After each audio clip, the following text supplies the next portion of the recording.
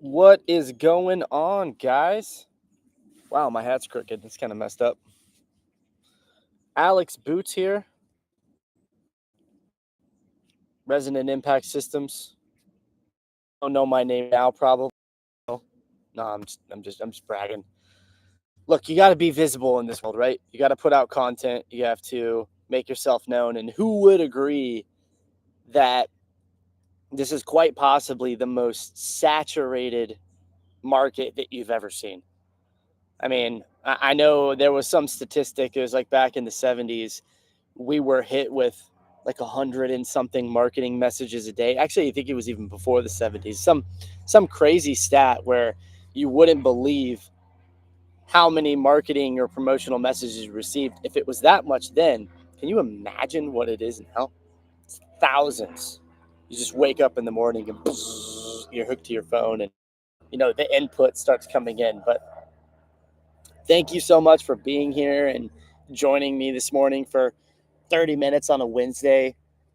What I do is I'm an MSP sales consultant, but really what I'm building is a marketing and revenue optimization firm. There's two things that MSPs want. Okay. I've done about 100, probably over 100 sales calls this month with MSPs. Sorry, not this month, this year. They want a system that will book them new sales appointments without them having to do too much, or they want somebody just doing it for them. The small MSPs, 2 million and under, they want a revenue share compensation model, while the larger ones have a bit more to put towards their marketing budget and they're okay with, some level of a retainer. And that's really what I found. So I've actually built my strategies around what can you afford and what is the most effective way to generate top of the funnel lead flow for an MSP. And that kind of leads me to the talk for today. The talk for today is about marketing, but really it's about business development, demand generation, lead generation, marketing, revenue generation. That's like 5 different words. Do they mean the same thing? Most of you would probably disagree. If you asked 20 people to give you a definition of marketing, how many different definitions would you get?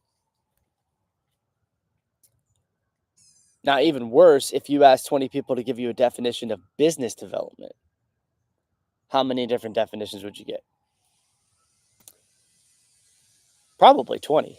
Probably 20 different ones.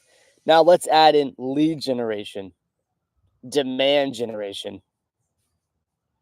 revenue generation.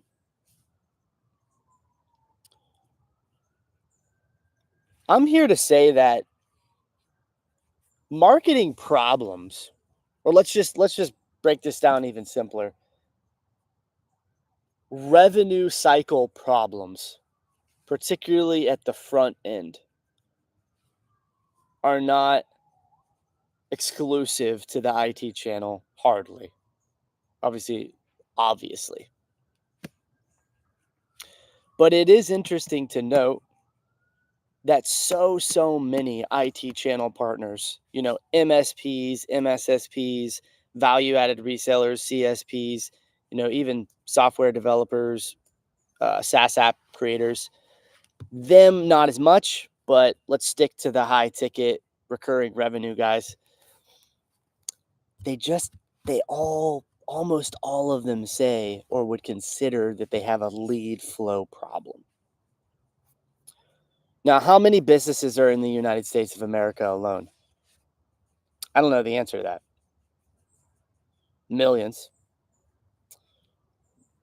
And what is the service or product that an IT channel partner renders? What does an MSP do?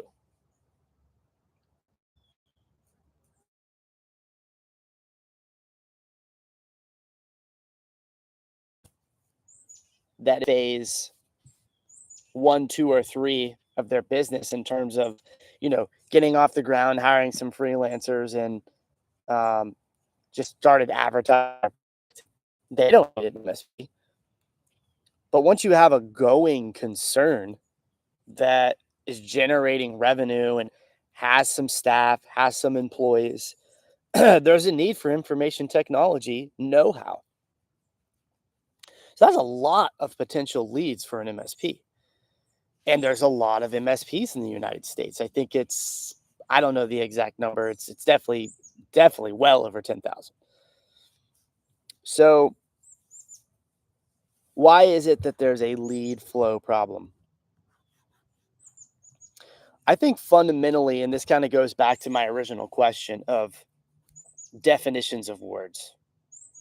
So, what does marketing actually mean? And, you know, like before there, the purposing actually fails. So, actually, you know what? I'm going to start with the point that I was going. I'm just going to keep on going down that road that I was going down. So, marketing, what does it actually mean? To most MSPs, marketing is different than lead generation. Why? Shouldn't marketing result in leads? Shouldn't marketing result in sales? Why is there such a thing as demand generation, lead generation, and marketing? Shouldn't marketing, what is the final valuable result of marketing? It's a sales qualified lead, right? It's a sales appointment. It's a qualified opportunity. Does marketing stop then? Where does marketing start and end?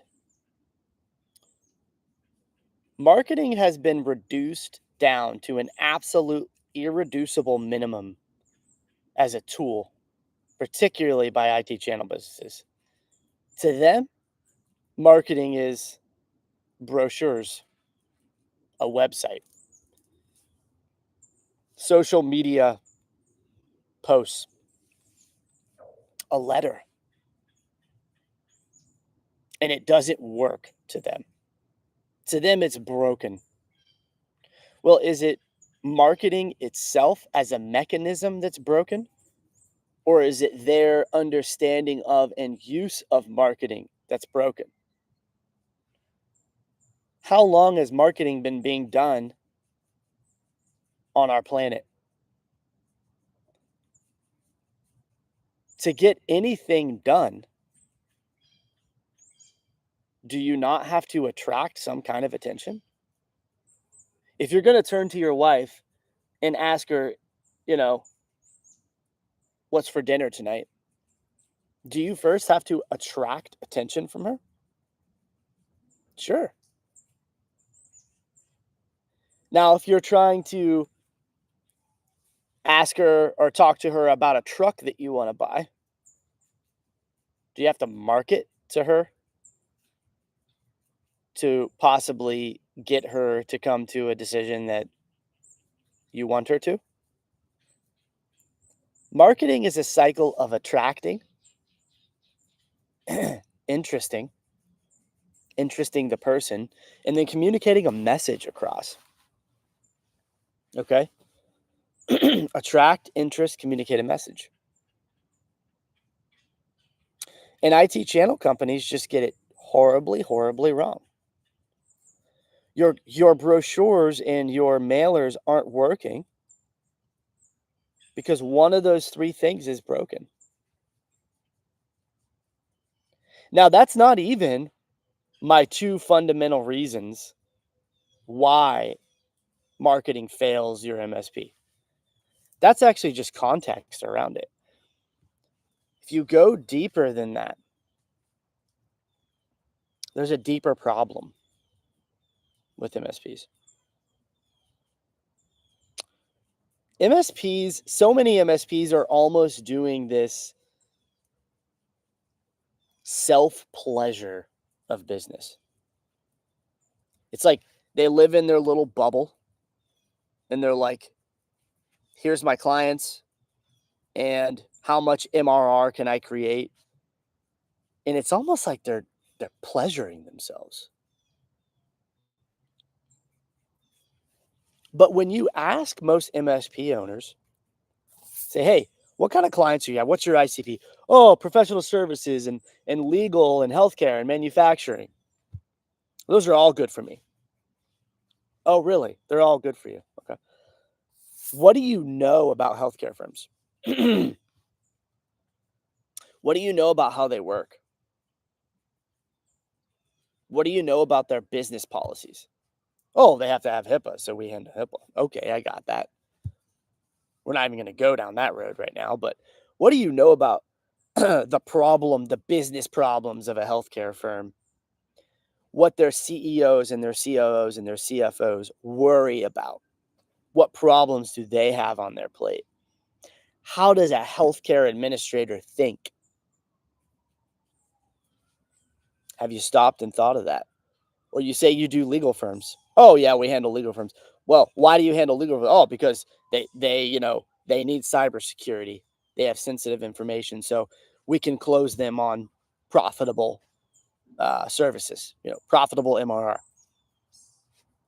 Okay, so you're thinking of the money result that you get from them. But what problems does a law firm have? What problems do their partners have? What are they thinking about?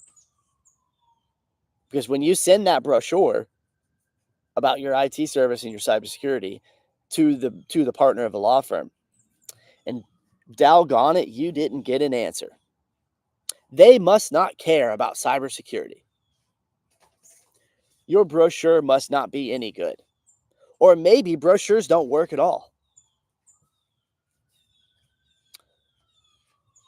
Well, are you attracting, interesting, and communicating a message? To do that, you have to understand who are you communicating to? What type of person are they? What do they already know or don't know?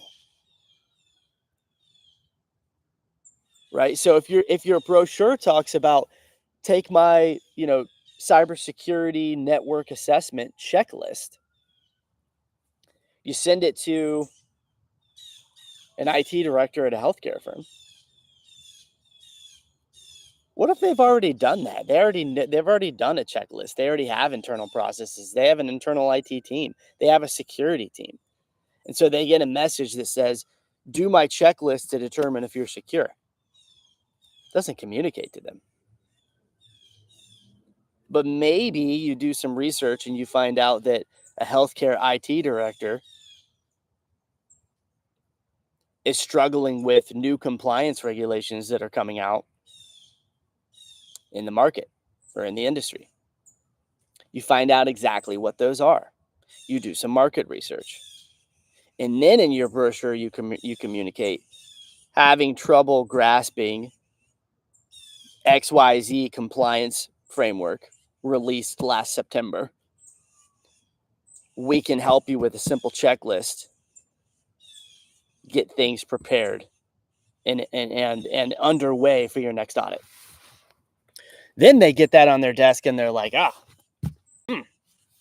this really communicates. So the first thing that MSPs fail to do in marketing is understand who they're talking to. They just don't have great business acumen or soft skills a lot of the time to actually to actually do this. So that's number one. If you can actually, and I actually have a really awesome market research prompt for an AI tool that I use, actually Perplexity, that is able to really give you a lot of understanding of any type of persona that you want, like the ins and outs of what are they complaining about, what are they communicating they have issues with across social platforms and things like that. So I've used that very successfully. And this is, and there's a further point of marketing. Marketing must always be backed by real surveys and real feedback from the people that you're trying to reach, or you shouldn't spend any money in it. And I think that's actually an underpinning to why so many MSPs they waste all this money on marketing.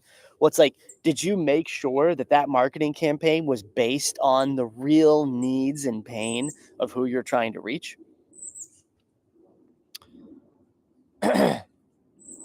Now, point number two. This is very, very rampant. So rampant that, it's almost funny. It's almost like when I approach an MSP and I ask them about marketing and I ask them about their ICP, I talk about, hey, let's do some kind of campaign. And then I start talking about things about market research and survey. It's like my script is